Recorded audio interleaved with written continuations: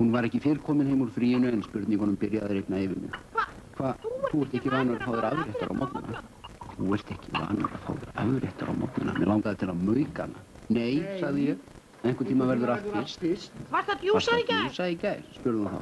Rétt eins og það væri ekki augljóst.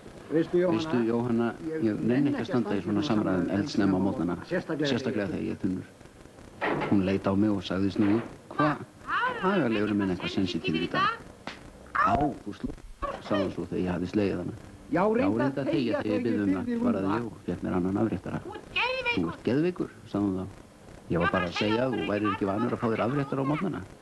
Þá sagði ég við hana.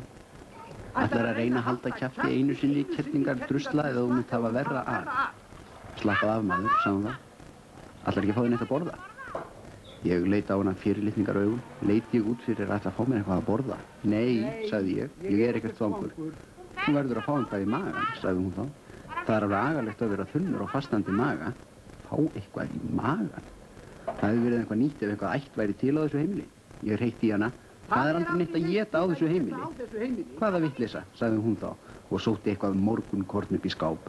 Morgunkorn, sagði ég. Kallarðu það mat? Það helvítist drast.